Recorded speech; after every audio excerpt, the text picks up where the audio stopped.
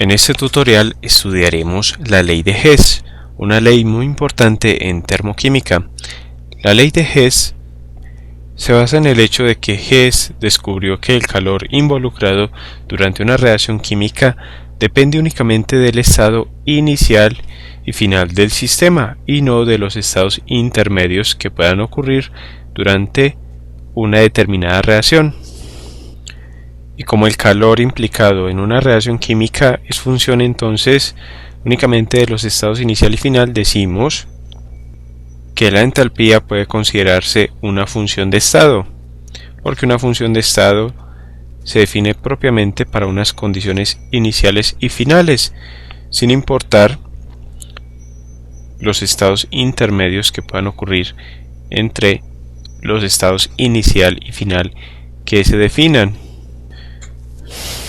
Luego, como la entalpía es una función de estado, tenemos que en la práctica, para las reacciones químicas, las entalpías pueden sumarse o restarse.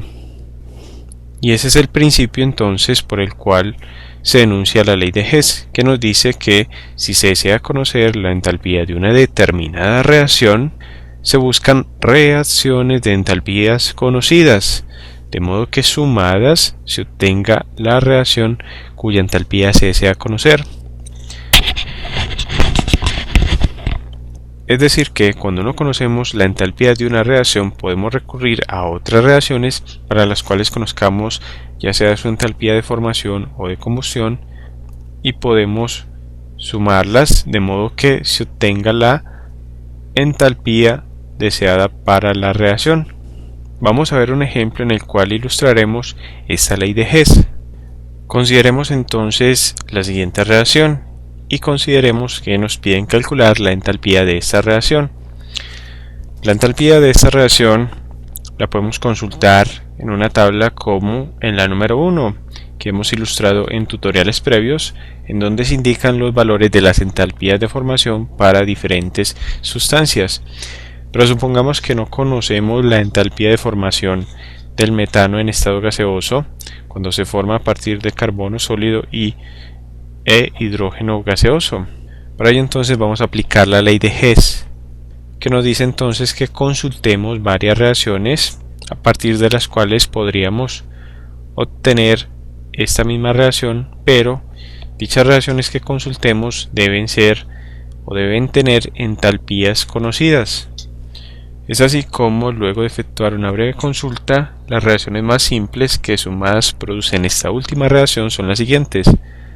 La primera de ellas es la reacción de formación del CO2 gaseoso, obtenido a partir de carbono, grafito, más oxígeno gaseoso, que produce CO2 gaseoso, y que presenta entonces una entalpía estándar de formación como igual a menos 94,05 kilocalorías sobre mol.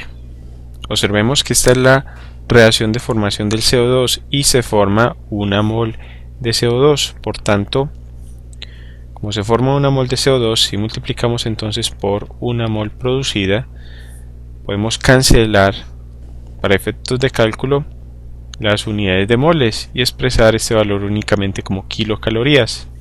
La segunda reacción es la reacción de formación del agua en estado líquido, que se forma a partir de una mol de hidrógeno gaseoso más media mol de oxígeno gaseoso para producir una mol de agua líquida. Y conocemos la entalpía estándar de formación para el agua líquida, que es de menos 68,32 kilocalorías sobre mol. Observemos también que en el presente caso se forma una mol de agua. Recordemos que las moles están indicadas por los coeficientes estequiométricos y cuando no aparecen equivalen a la unidad. Por tanto, tenemos una mol de agua que se forma, es decir, que multiplicamos por una mol de agua formada y podemos omitir entonces el término kilocalorías sobre mol y colocar únicamente kilocalorías, ya que sabemos que es para una sola mol de agua formada. La tercera ecuación termoquímica es la reacción de combustión del metano, en la cual tenemos metano en estado gaseoso que reacciona con 2 moles de oxígeno en estado gaseoso para producir 1 mol de CO2 gaseoso, dióxido de carbono, más 2 moles de agua líquida, 2H2O líquido, reacción para la cual se conoce la entalpía estándar de combustión como igual a menos 212,8 kilocalorías sobre mol. Observemos que son kilocalorías sobre mol de metano que combuste, es decir, que reacciona con 2 moles de oxígeno. Por tanto, podemos omitir también las unidades de mol, ya que podríamos multiplicar esto por 1 mol de metano que se consume en esta reacción. Cancelamos entonces las unidades de moles en la entalpía de combustión para el metano. Tenemos entonces estas ecuaciones que debemos ordenar de modo que sumadas nos permitan obtener la entalpía de reacción para la formación del metano a condiciones estándar. Para ello entonces vamos a hacer lo siguiente.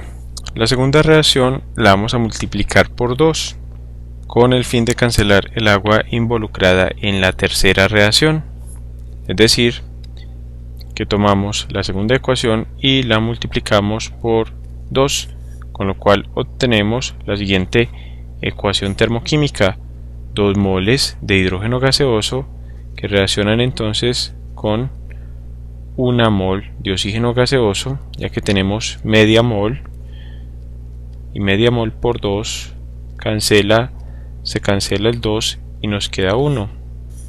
Y eso produce entonces 2 moles de agua líquida, 2H2O líquido, y observemos que como este valor de entalpía estándar de formación de menos 68,32 kilocalorías está dado para 1 mol de agua líquida formada, tenemos que multiplicar también por 2 para el caso en que tenemos 2 moles de agua líquida formadas, es decir, que la entalpía estándar de formación, luego de multiplicar la ecuación termoquímica número 2, debe ser igual a menos 136,64 kilocalorías por cada 2 moles de agua líquida que se forma. Esta ecuación termoquímica obtenida la vamos a denotar como la número 4. Y ahora vamos a invertir la ecuación termoquímica número 3, con lo cual obtenemos la siguiente ecuación termoquímica: CO2 gaseoso más 2 moles de agua líquida, 2H2O líquido, que producen 1 mol de metano gaseoso más 2 moles de oxígeno gaseoso.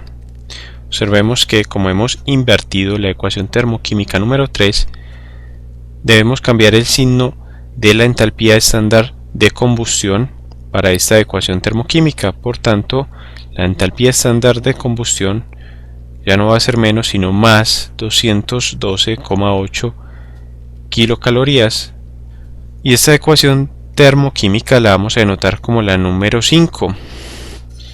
Por tanto, vamos a trabajar ahora con las ecuaciones termoquímicas 1, 4 y 5.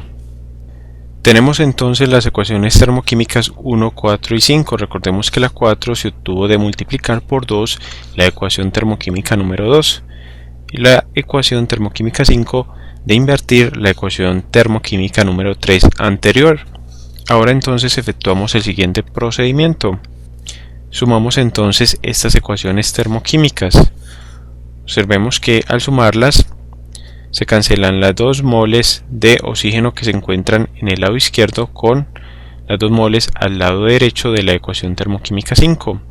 Asimismo, podemos cancelar 1 mol de CO2 gaseoso al lado izquierdo en la ecuación termoquímica 5 con 1 mol de CO2 gaseoso al lado derecho en la ecuación termoquímica 1.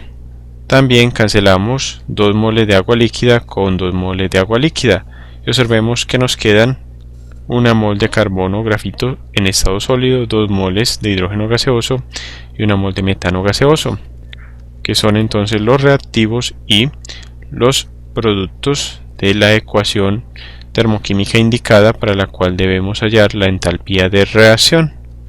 Y la entalpía de esta reacción, delta de H estándar de esta reacción, que vamos a denotar con un subíndice R minúsculo, es entonces igual a la suma de estas entalpías.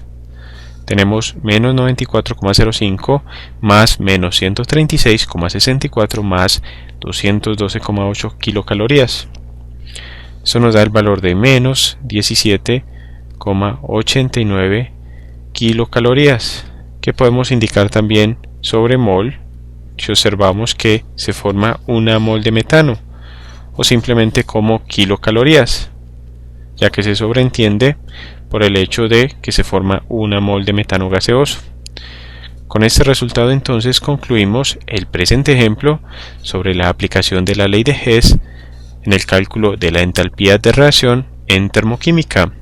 Los invitamos a seguir estudiando nuestros videos referentes a este importante tema.